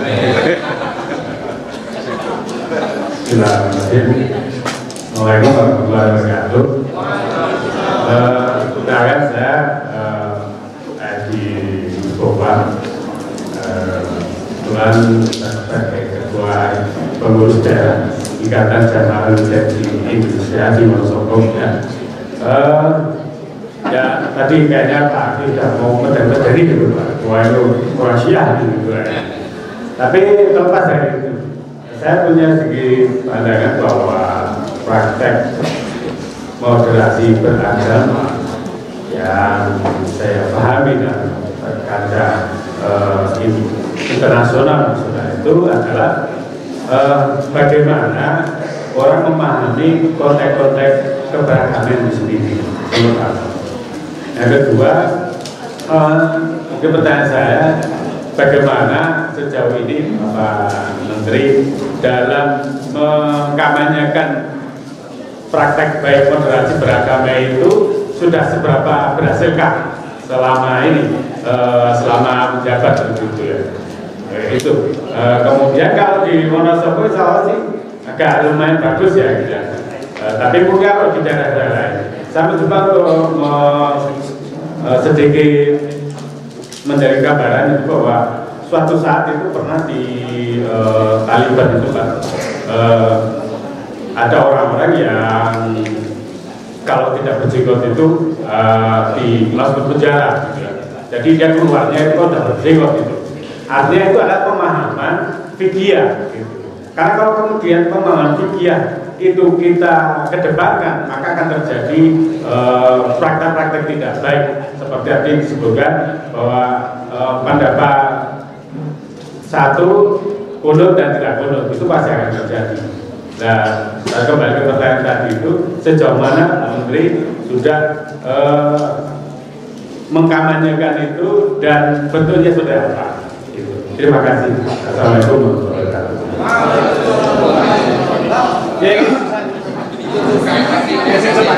Lagi semangat-semangatnya ada kan.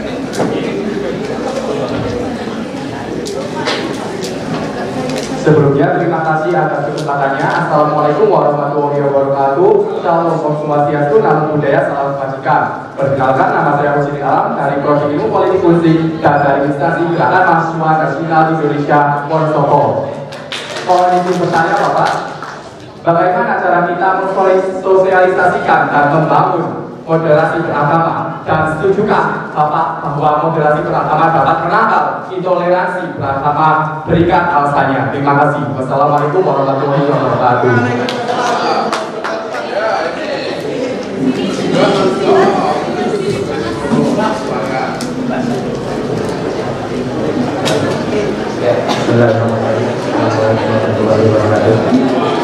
Saya langsung saja mau bertanya, apakah pemahaman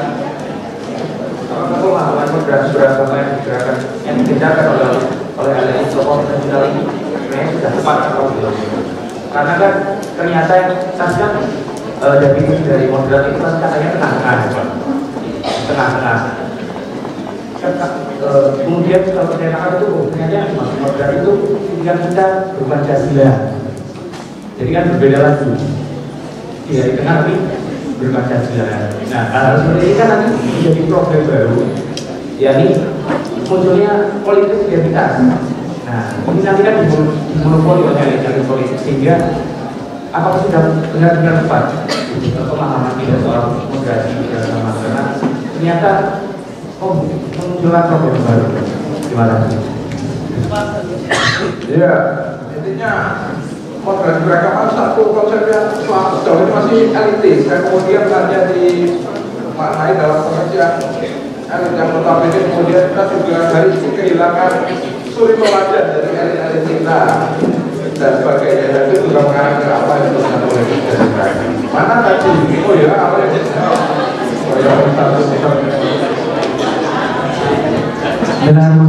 Assalamualaikum warahmatullahi wabarakatuh. Perkenalkan, nama saya Muhammad Syawani dari Universitas Sains Al-Quran. Ingin bertanya tentang yang kata Bapak tadi, agama itu merangkul. Bagaimana kita menyikapi orang yang berpahamannya merangkul, namun tidak tahu batasan atau berlebihan? Bagaimana menyikapi orang yang berpahamannya merangkul atau toleransi, namun tidak tahu batasan atau berlebihan? Terima kasih, Pak. Assalamualaikum. Salam. Ya, ini kelompok toleran, coba bahasa toleransinya. Ya, perkenalkan, nama saya Aditya Pak Ibrahim dari Universitas Sains Al-Quran. Pertanyaannya, bagaimana para pemimpin agama atau pelajar atau tokoh politik dapat memainkan peran yang lebih aktif dalam mempromosikan pesan moderasi dan toleransi beragama? Terus apa tantangannya saja?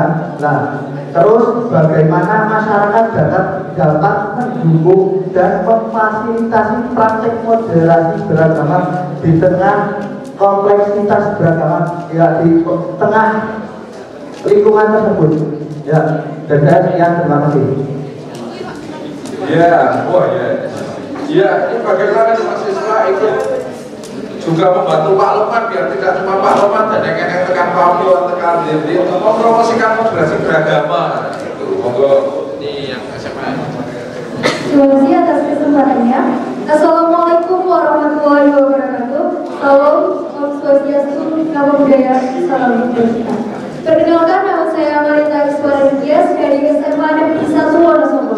Izin bertanya, bagaimana kita sebagai generasi penerus bangsa dalam menyikapi individu atau kelompok yang berlebihan atau ekstremisme dalam beragama yang sudah terjadi di lingkungan kita?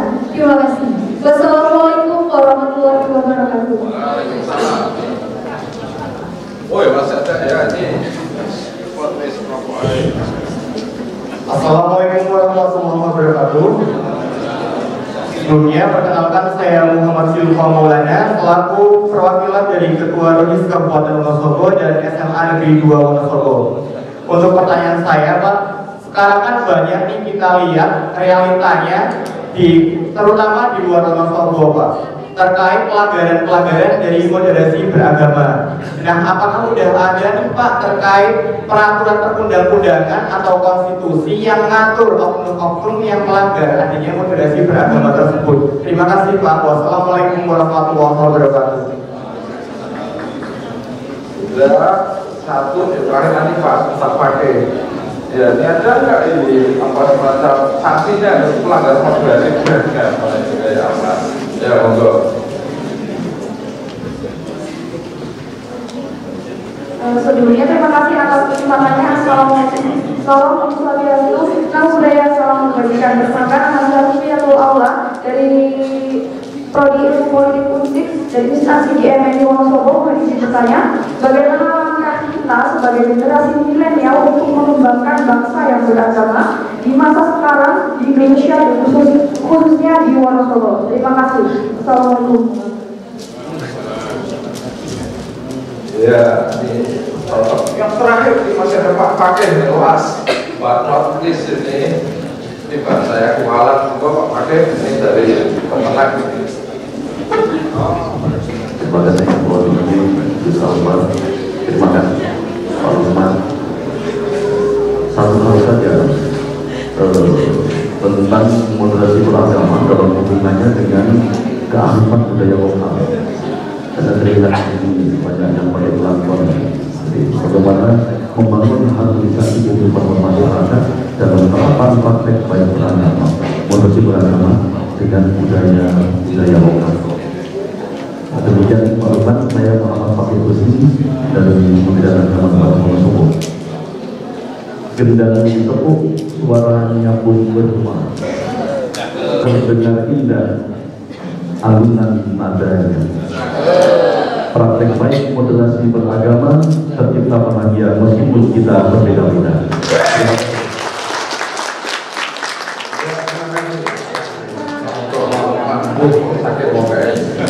Tapi tambah lagi mungkin dari medsos juga kita tahu penetrasi yang info-info yang tidak tersaring banyak sekali yang membuat seorang menjadi radikal dan sebagainya. Monggo waktu.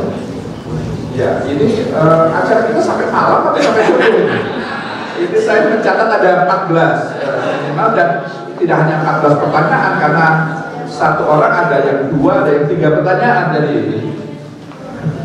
ya banyak sekali. Tentu saya sangat berbahagia, senang sekali ya bisa mendapatkan respon yang luar biasa ini. Begini, saya ingin menjelaskan satu hal, mungkin nanti bisa secara langsung terkait dengan pertanyaan-pertanyaan. Tadi itu, apakah moderasi beragama ini mencampur adukan keimanan? Lalu kemudian tadi ada pertanyaan bagaimana negara, kok regulasinya ini bagaimana? Ada nggak sanksinya orang yang melanggar MB, moderasi beragama yang dilanggar itu negara berhak nggak memberikan sanksi dan seterusnya? Jadi begini, ini penting sekali bagi kita karena ini kan salah kebangsaan ya, memahami jati diri kita sebagai bangsa. Tadi bagus sekali Pak Fakir melihatnya dari sisi budaya lokal. Bagaimana moderasi beragama kaitannya dengan budaya lokal. Bangsa Indonesia itu, Bapak Ibu sekalian, adik-adik sekalian, pada itu oleh dunia melihat kita sebagai bangsa Indonesia itu dikenali dengan 2 ciri utamanya. Ada 2 ciri yang melekat pada diri bangsa yang selalu juga melekat pada benak setiap bangsa-bangsa lain di dunia ketika melihat Indonesia. Pertama, kita ini dikenal sebagai bangsa yang sangat beragam, sangat majemuk, sangat heterogen, gitu. Macam-macam, ya sukunya, ya adat istiadatnya, ya budayanya, apalagi kulinernya. Waduh, nggak ada yang menandingi keragaman kuliner Nusantara itu di dunia ini. Ini bukan riak ya, bukan sombong, bukan jumawa, bukan. Tapi ini tahadus bilimah. Ini adalah mengapa ini kita ungkapkan supaya kita bisa bersyukur bahwa Tuhan mentakdirkan kita sebagai bangsa yang kemajemukannya itu luar biasa. Bahasa yang menggunakan, agama yang dia flora, fauna, waduh, gak tertandingi kita kekayaan.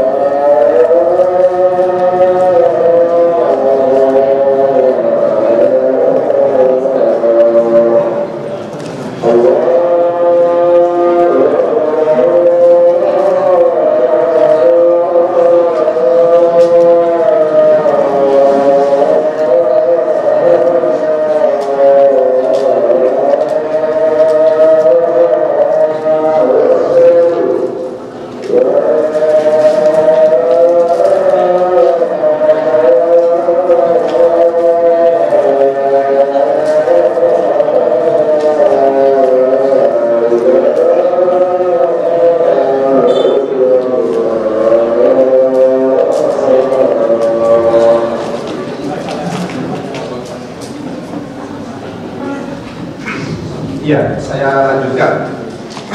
Jadi ciri kita sebagai sebuah bangsa itu pertama keberagaman yang majemuk. Tapi ciri yang kedua adalah keberagamannya. Jadi keberagaman dan keberagamaan, religiusitas. Kemarin di Semarang di Wihara apa itu? Saya menjelaskan bahwa dunia melihat kita sebagai bangsa yang sangat agamis. Kita ini agamis banget loh kita ini gitu. Karena memang sejarahnya jauh sebelum agama-agama hadir di Nusantara ini, masyarakat kita itu sangat memegangi itu animisme, dinamisme, itu kan spiritualitasnya tinggi sekali. Semua etnis kita, suku bangsa apapun, itu local wisdomnya, kearifan lokalnya itu bisa dirujuk kaitannya dengan budaya lokal itu. Semua budaya lokal kita itu mengandung nilai spiritualitas yang tinggi. Tidak ada yang tanpa kaitannya dengan spiritualitas. Sehingga agama apapun yang hadir di Nusantara langsung dengan mudah bisa diserap oleh bangsa ini. Karena ada ketersambungan dengan spiritualitas dengan religiusitas.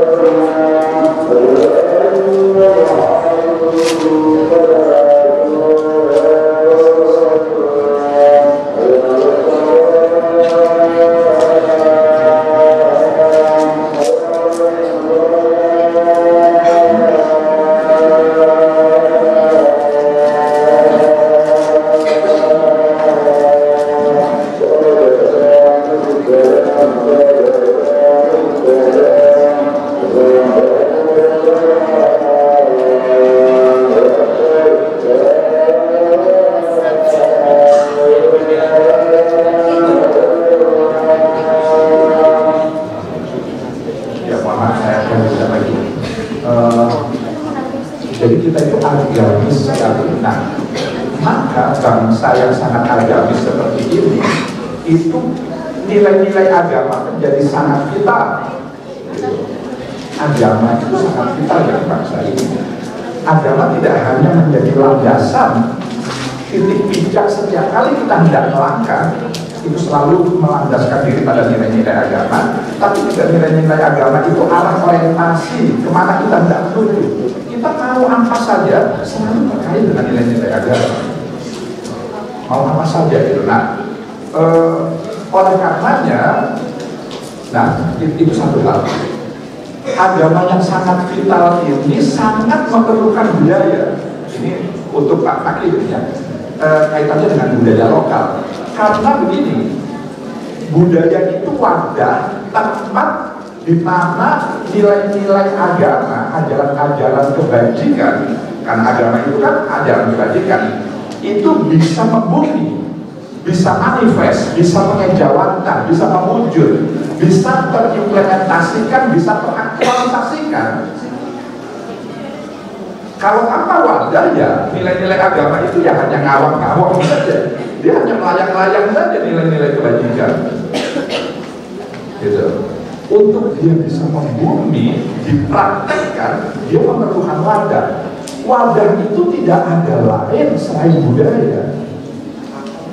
Jadi tanpa budaya, ya lalu mengamalkan iman itu seperti apa? Nggak bisa, karena kan iman harus diamalkan. Gitu. Nah, maka budaya itu sangat penting. Gitu.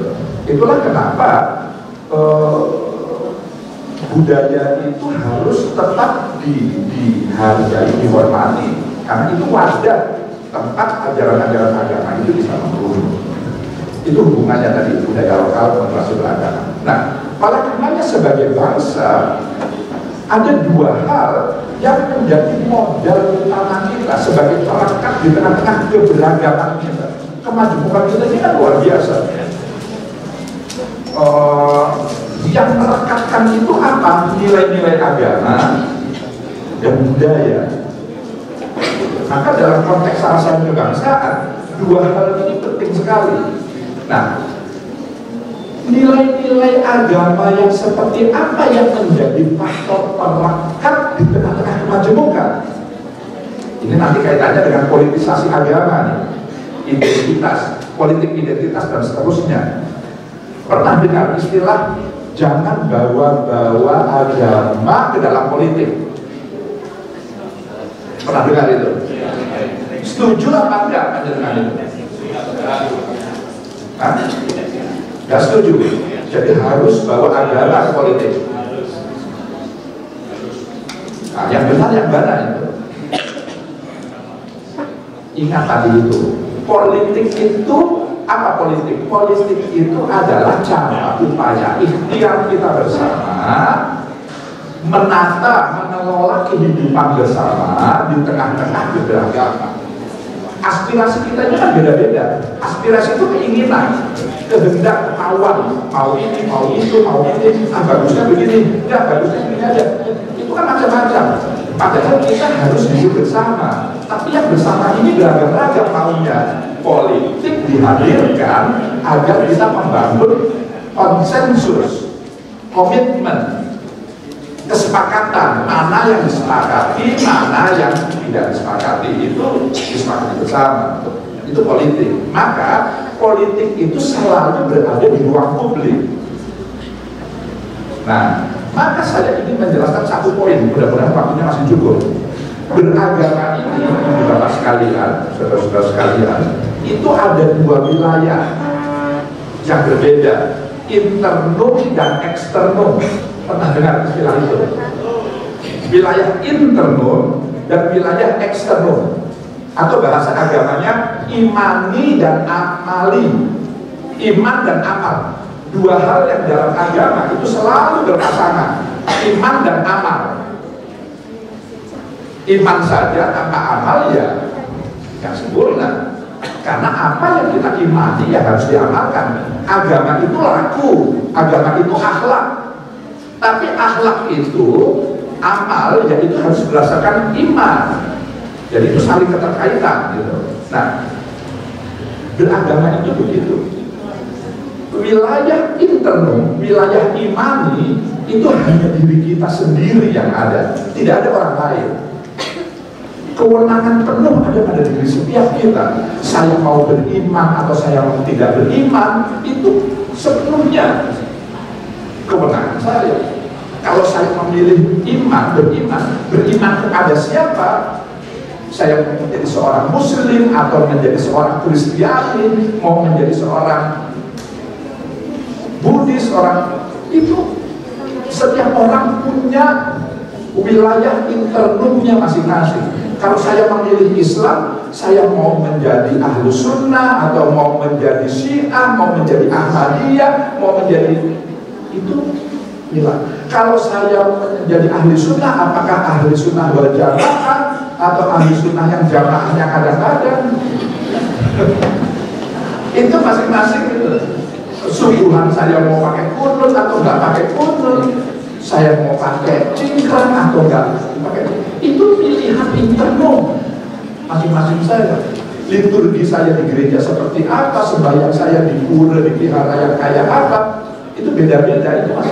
Nah, begini, supaya tadi kaitannya apakah moderasi beragama itu mencampur adukan iman atau tidak? Jadi penjelasannya di sini. Wilayah imani, wilayah internum itu harus dipegangi secara fanatik, secara kuat, secara kokoh, bahkan harus radikal. Saya katakan radikal dalam makna yang sesungguhnya, mengakar, redik. Radikal itu kan asal katanya redik, menghujam kuat ke bawah, fundamental, apa ya, mendasar. Jadi fanatik, radikal, fundamental itu di wilayah imani, di wilayah internum masing-masing kita. Nggak boleh berdua, karena nggak ada orang lain. Saya coba jawab. Terakhir regulasi. Begini, ini penting. Dalam konteks Indonesia, Indonesia bukan negara agama. Dalam artian agama dan negara menyatu menjadi satu, seperti negara Islam, seperti negara Vatikan, Arab Saudi, Pakistan, Iran, negara-negara Islam itu apa kata agama ya itulah kata negara, apa kata negara ya itulah kata agama. Di sana di Saudi Arabia nggak perlu sidang isbat misalnya, nggak perlu. Kenapa? Cukup seorang mufti Darul Ifta, pemimpin tertinggi MUI-nya Saudi Arabia misalnya, Darul Ifta di sana. Cukup seorang, dia tentukan 1 Ramadan jatuh pada hari ini, tanggal ini. Cukup semua warga Saudi wajib tunduk, raja sekalipun tunduk dengan keputusan itu. Yang melanggar bisa kena denda, bisa kena sanksi. Jangankan itu, waktu sholat tidak sholat, negara punya kewenangan untuk memberikan sanksi karena negara dan agama menyatu menjadi satu. Pola yang kedua, sekuler, dipisah sama sekali. Negara melalui pemerintah tidak mengurusi hal ihwal kehidupan keagamaan warganya. Itu urusan nafsi-nafsi lah. Sampai mau 1 Ramadan, hari Senin, hari Selasa, hari Rabu, monggo, negara nggak ngurusi. Sampai mau pergi haji, ya monggo berangkat sendiri-sendiri. Negara tidak memfasilitasi. Negara-negara sekuler itu gitu. Indonesia bukan keduanya. Itulah kenapa Gus Dur dulu pernah mengatakan Indonesia itu negara yang bukan-bukan. Maksudnya bukan yang pertama dengan pola atau pola yang kedua itu. Negara Indonesia dalam bahasa saya, relasi agama dan negara dalam konteks Indonesia adalah negara tidak boleh terlalu jauh campur tangan mengurusi hal ihwal kehidupan keagamaan warganya, tapi negara juga tidak boleh terlalu lepas tangan. Jadi terlalu campur tangan, intervensi itu nggak boleh. Kayak Iran, kayak Pakistan, kayak ini, karena ini bukan negara berdasar agama, tapi juga bukan negara sekuler, nggak boleh terlalu lepas tangan. Jadi moderasinya di situ, in between moderasi. Nah, karena yang kaitannya dengan regulasi, yang diregulasi itu hanya yang terkait dengan dampak sosial di ruang publiknya. Negara tidak boleh masuk di wilayah internum masing-masing warga. Maka kalau misalnya ada orang dipaksa untuk berubah iman, berubah keyakinan oleh negara, itu berlebihan negara. Melampaui batas negara dalam konteks Indonesia ya. Saya sebagai ahli sunnah pakai kunut atau nggak pakai kunut itu dikenakan sanksi oleh negara, nggak boleh. Itu wilayah internal. Yang dilarang adalah dampak sosialnya. Yang diatur itu adalah misalnya haji, yang diatur penyelenggaraannya, makannya di mana, nginepnya, transportasinya. Nggak boleh ngatur jemaah haji Indonesia harus tamattu, harus ifrat, harus qiran, nggak boleh. Itu masing-masing manasik. Yang diatur, difasilitasi, ya 1 Ramadan jatuh tanggal sekian. Yang nggak ikut itu bagaimana? Islam ABG misalnya nggak ikut, ya monggo silahkan, nggak kena sanksi, nggak boleh kena sanksi, karena itu wilayah imani, dia mau kapan Ramadan. Tapi negara harus memberitahu warganya yang Muslim kapan 1 Ramadan itu, tapi tidak menikah. Jadi begitu tuh. Nah, regulasi itu harus moderat seperti itu, karena memang relasi agama dan negara khas Indonesia seperti itu. Jadi terlalu banyak regulasi juga berbahaya, tak ada regulasi juga bisa mengancam munculnya ekstremitas. Jadi ya memang nggak gampang ngurusi agama di negara Indonesia ini. Itulah mengapa perlunya FKUB.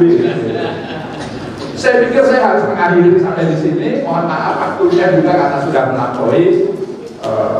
Banyak yang belum puas, tentu saya yakin itu, tapi maafkan saya karena saya bukan alat pemuas. Jadi ya memang menjadi moderat tidak mudah, tapi kita harus, ini warisan para pendahulu kita, karena ajaran-ajarannya itu nggak ada yang baru. Nah, ini sekali kata kuncinya, tidak ada yang baru dalam moderasi beragama. Maksudnya substansinya, esensinya. Ini adalah ajaran leluhur kita, para orang tua kita, guru-guru kita. tasamu, toleransi, hargai perbedaan, itu kan ajaran dari dulu, nggak ada yang baru. Jangan berlebih-lebihan, jangan melampaui batas, jangan ingkari kemanusiaan, jangan praktekkan diskriminasi. Itu inti pokok yang harus dihormati, itu kan ajaran dari dulu. Moderasi beragama itu hanya memberikan kemasan saja, bungkus saja, supaya kita tetap bisa menjaga, memelihara, merawat ajaran-ajaran para leluhur kita. Demikian saya akhiri. Wassalamualaikum warahmatullahi wabarakatuh.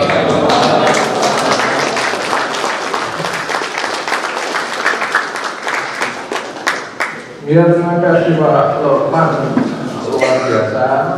Dan kalau apa istilahnya, kalau harus di waktunya banyak ini bisa, kalau film itu ada sequelnya. Pak Lukman paling memikat kalau di apa istilahnya di dapur untuk memberikan pencerahan begitu.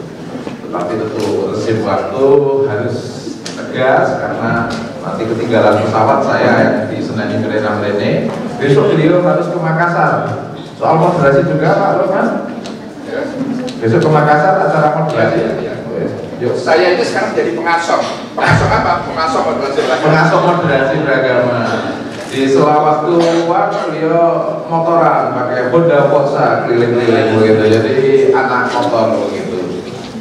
Ya, saya tidak berhak menyimpulkan nanti malah orang genah maneh, tapi poinnya sekali lagi kita berharap moderasi beragama yang tumbuh dari nilai atau lokalitas. Semoga dalam konteks Wonosobo tadi Pak Lukman sudah memberikan gambaran Wonosobo wis nggak usah digarami lah, nggak usah diajari, wis moderat banget, sudah moderasi beragama dan terimplementasi dengan baik. Nah, justru di situ kita titip Pak Lukman agar praktek baik yang ada di Wonosobo ini bisa buat contoh lah. Kalau pas ngasong di mana-mana itu loh ya, Wonosobo ada Desa Butuh, Pak Woto terima kasih merawat Butuh, juga di Giyanti terima kasih juga. Di sana Binangun Bapatan Ahmadiyah Sengakur, ya yang DAI dan CAI ini susah dong.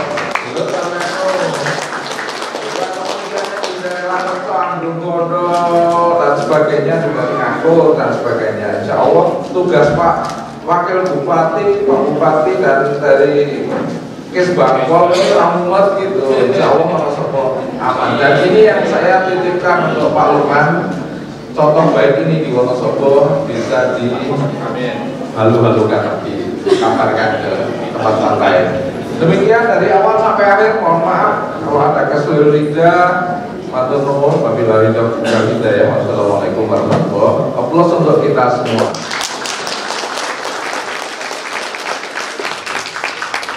Kita akan makan jalan sedikit untuk makan.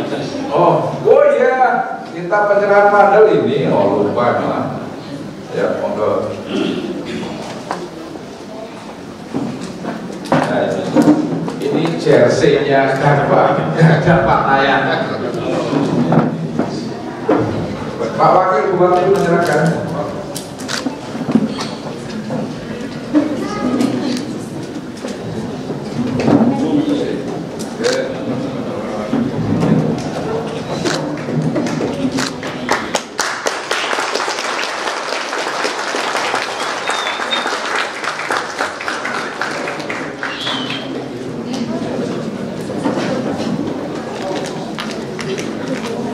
Ya cukup, mungkin kita bisa bergeser makan siang di rumah makan di sana sambil nyolok dan siapkan nyolok nanti atur.